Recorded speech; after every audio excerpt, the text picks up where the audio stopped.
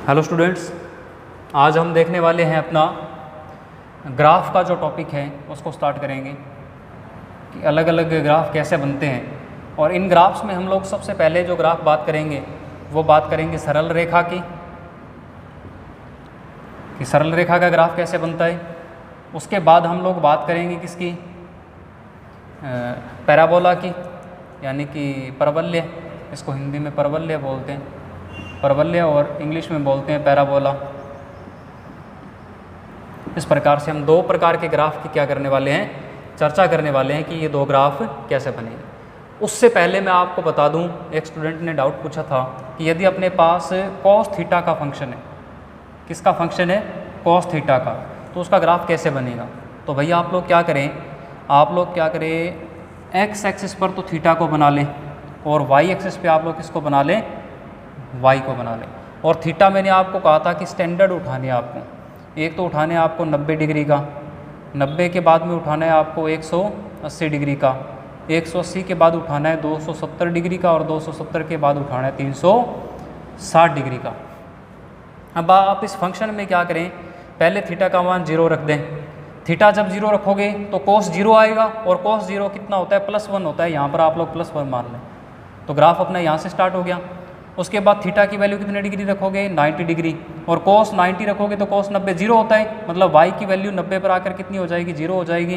तो ये ग्राफ ऐसे आएगा कुछ यहाँ पर। उसके बाद आप लोग इसकी वैल्यू रखें 180 डिग्री, और जब आप कोस की वैल्यू 180 रखोगे तो कोस 180 होता है -1। कितना होता है, -1। इसका मतलब जब 180 डिग्री एंगल आएगा तो जितना ग्राफ ऊपर था 0 पर, उतना ही कितना हो जाएगा, नीचे साइड भी हो जाएगा। तो ये ग्राफ इस प्रकार से नीचे आ जाएगा ऐसे। फिर यहाँ पर आप लोग 270 डिग्री वैल्यू रखें, कोस 270 होता है, वो फिर से कितना हो जाता है, 0 हो जाता है। तो 270 पर जाके फिर से ये ग्राफ 0 पर चला गया। उसके बाद जब वैल्यू आप इसकी 360 रखोगे तो जो कोस 360 है वो फिर से +1 होता है, तो ये +1 फिर से ऊपर चला जाएगा। ऐसा ग्राफ बनेगा इसका, ऐसा आगे की तरफ चलता जाएगा। ठीक है, ओके। चलो अब हम बात करते हैं किसके बारे में, सरल रेखा के बारे में।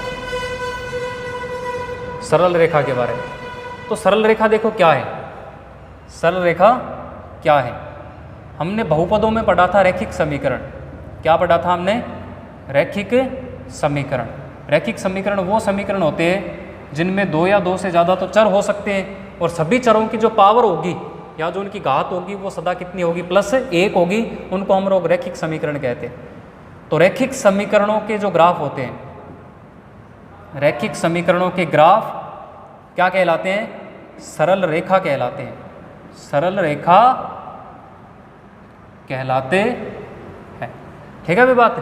अब हमारे पास रैखिक समीकरण का जो मानक समीकरण है वो होता है ax + by + c = 0। ये रेखा का कौन सा समीकरण है हमारे पास, इसको आप लोग सामान्य समीकरण बोल सकते हो। रेखा का सामान्य समीकरण। और इसी समीकरण से हम लोग एक अदर इक्वेशन बनाते हैं, x / a ± y / b = 1। इस प्रकार से ये इक्वेशन पे आप लोग स्टार लगा दो। उसके बाद रेखा का एक तीसरा समीकरण और होता है, समीकरण होता है y = mx ± c। इसको बोलते हैं रेखा का मानक समीकरण। कौन सा समीकरण बोलते हैं इसको, रेखा का मानक समीकरण। अब इस मानक समीकरण में y भी वेरिएबल चर है, x भी चर है, लेकिन जो m है, इस m को बोलते हैं रेखा की ढाल, रेखा की ढाल। और इसको tan थीटा से लिखते हैं। मतलब यदि हमें कोई रेखा प्राप्त कर ली और उस रेखा की ढाल निकालनी है, तो मतलब क्या चीज़ निकाल लो आप लोग, tan थीटा निकाल लो। m किसके बराबर होता है, tan थीटा के बराबर होता है। और c क्या चीज़ है, c है, इधर देखो लेफ्ट हैंड साइड में कौन है, y। तो y अक्ष पर काटा हुआ अंतःखंड, y अक्ष पर काटा गया अंतःखंड, इसको हम लोग क्या बोलते हैं, c से डिनोट करते हैं। यदि +c है तो +y अक्ष पर काटा हुआ अंतःखंड, और यदि -c है तो -y एक्सिस पे काटा हुआ अंतःखंड। ठीक है। अब हम लोग देखते हैं कि यदि हमें कोई एक समीकरण दे रखा है रेखा का, तो उस समीकरण का ग्राफ कैसे बनाएं, उस रेखा का ग्राफ कैसे बनाएं। तो मैं एक एग्जांपल ले लेता हूँ। एग्जाम्पल ले लिया मैंने x प्लस वाई बराबर 2। तो देखो कि ये सबसे पहले रैखिक समीकरण है या नहीं है। तो रैखिक समीकरण है क्योंकि इसमें दो वेरिएबल है, एक x और दूसरा y, और दोनों की मैक्सिमम पावर कितनी है, 1 है। तो इसलिए ये कौन सा समीकरण है हमारे पास, रैखिक समीकरण। और यदि मैं इसका ग्राफ प्लॉट करूँ तो वो कैसा आना चाहिए, सरल रेखा आना चाहिए। अब बात ऐसे कि ग्राफ कैसे प्लॉट करें, प्रश्न क्या है, ग्राफ कैसे बनाएं, ग्राफ कैसे बनाएं। तो यहाँ पर आप लोग एक छोटी क्लास में मेथड सीखे थे। वो मेथड क्या था कि आप लोग यहाँ से y को रख लेते हो 2 माइनस एक्स, बाद में x की वैल्यू रखते जाते हो, y की वैल्यू मिलते जाते हैं, उनको एक टेबल में लिखते हो, ऐसे यहाँ पे x लिखते हो, यहाँ y लिखते हो, फिर वो ग्राफ बनाते हो। तो वो बहुत लंबा चौड़ा प्रोसेस है, घिसा पिटा मेथड है, हम लोग उसको यूज नहीं करेंगे। उसके लिए मैंने एक इक्वेशन लिखवाया आपको स्टार लगवा के, इस एक ही इक्वेशन से हम लोग क्या कर लेंगे, ग्राफ बना लेंगे। ठीक है, तो हमें क्या करना है, इस इक्वेशन के अकॉर्डिंग हमें जो भी समीकरण दिया रहेगा, जो भी समीकरण दिया रहेगा, उस समीकरण के राइट हैंड साइड में यानी कि बराबर के दाएं पक्ष में क्या बनाना है, अपन लोगों को 1 बनाना है। तो अब इस समीकरण के दाएं पक्ष में मेरे को 1 बनाना है, तो उसके लिए मेरे को क्या करना पड़ेगा, इस पूरे समीकरण में 2 से भाग देना पड़ेगा। ठीक है, संपूर्ण समीकरण में 2 से भाग लगाने पर तो ये बन जाएगा x बटा में 2 प्लस y बटा में 2 बराबर 1। तो बताओ कि ये समीकरण इसके साथ मैच किया या नहीं किया, कर गया ना। a का मान भी कितना मिला 2 और b का मान भी कितना मिला 2, 1 की जगह तो 1 पड़ा ही है। अब ये a और b है क्या चीज़, a तो है हमारा x कोऑर्डिनेट मतलब x का निर्देशांक, और b क्या चीज़ है, y का निर्देशांक। मतलब यदि मैं इस समीकरण का ग्राफ बनाऊं तो वो ऐसा बनेगा, देखो कैसे, यहाँ पे x, यहाँ पे y, 1 2 3, 1 2 और 3। अब देखो आप लोग, a का मान कितना 2, a क्या होता है, x का निर्देशांक, मतलब जो x है, x अक्ष है, उसको हमारी रेखा कितने पर काटेगी, 2 पर काटेगी।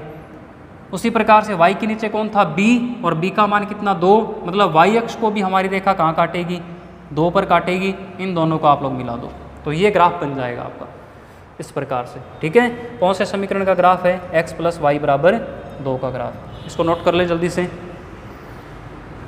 बहुत ही सिंपल सा प्रोसेस है, कुछ लंबी चौड़ी बात नहीं है भाई इसमें। एक और एग्जाम्पल करवा देता हूँ, आपको।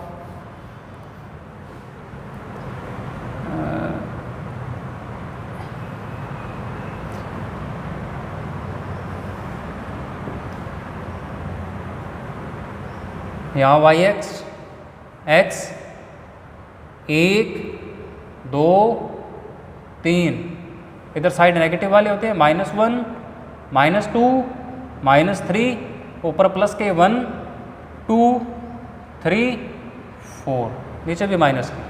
खैर वो छोड़ो, इक्वेशन दिया हुआ है x 2x plus y is equal to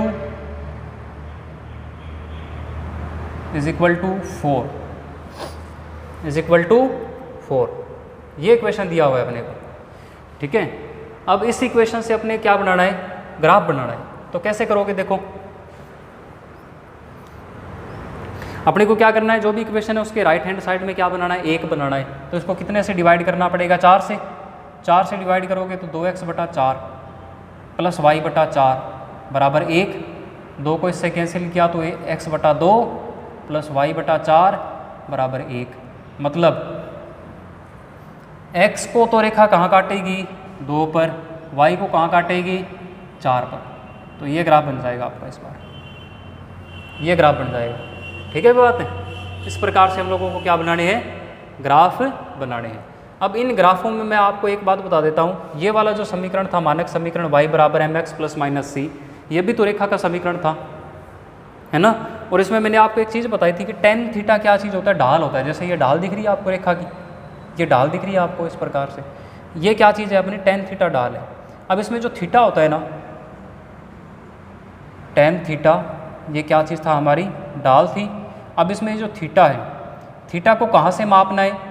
theta को धनात्मक x अक्ष से ही मापना होता है,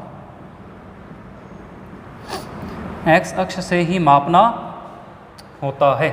ठीक है बात? मतलब इधर साइड से, घड़ी की विपरीत दिशा में, इसी अक्ष से मापना है। ये थीटा है, ये थीटा है। अब आप देखकर बताओ कि इस रेखा के लिए ये वाला जो थीटा है कौन से क्वाड्रेंट में है? सेकंड में है, फर्स्ट में है, थर्ड में है या फोर्थ में? इसके लिए यदि मैं यहाँ पर एक अक्ष बना लूँ ऐसे, तो ये फर्स्ट क्वाड्रेंट बन गया, इधर वाला सेकंड, ये थर्ड और ये फोर्थ। तो आप देख रहे हो कि हमारा जो लाइन है, ये लाइन या ये जो थीटा है, ये थीटा कौन से क्वाड्रेंट में चला गया? सेकंड में। सेकंड क्वाड्रेंट में आपको पता है कि टेन थीटा क्या होता है? नेगेटिव होता है। सेकंड क्वाड्रेंट में या सेकंड चतुर्थांश में टेन थीटा क्या होता है? ऋणात्मक होता है। आपको मैंने उसमें बताया था चतुर्थांश में। यदि टेन थीटा ऋणात्मक है तो इसका मतलब क्या हुआ? इस जो रेखा हमने बनाई है, इस रेखा की क्या चीज़ ऋणात्मक है? इसकी ढाल ऋणात्मक है। क्या चीज़ ऋणात्मक है? इसकी ढाल ऋणात्मक है। यदि हमारी रेखा इस प्रकार से बनती, मान लो ऐसे रेखा बनती, तब हम लोग थीटा को इधर साइड से मेजर करते प्लस x से, यहाँ पर इतना थीटा होता। और जब इस थीटा को देखते तो ये कौन से क्वाड्रेंट में आता? फर्स्ट क्वाड्रेंट में। और फर्स्ट क्वाड्रेंट में आपको पता है कि जो टेन थीटा होता है वो कैसा होता है? पॉजिटिव होता है। तो इसकी जो ढाल आएगी, इसकी ढाल आएगी वो कैसी आएगी हमारे पास? वो धनात्मक ढाल आएगी। इसकी ढाल धनात्मक। और इस प्रकार की यदि कोई रेखा है आपके पास तो उसकी ढाल कैसी होती है? ऋणात्मक होती है। ठीक है, इसको आप लोग पूरे को नोट कर ले।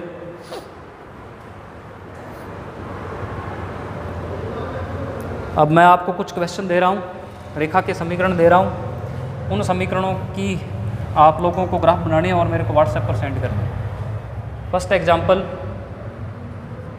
3x + 2y = 2, और दूसरा इक्वेशन x + 2y = 4, तीसरा equation 2x + 2y = 2। 4 number 5x + 4y = 2। ये 4 इक्वेशन है। इन 4 इक्वेशंस के आपको क्या करने हैं? ग्राफ बनाने हैं। और ग्राफ बना के मेरे को व्हाट्सएप पर क्या कर दोगे आप लोग? सेंड कर दोगे। ठीक है, ओके।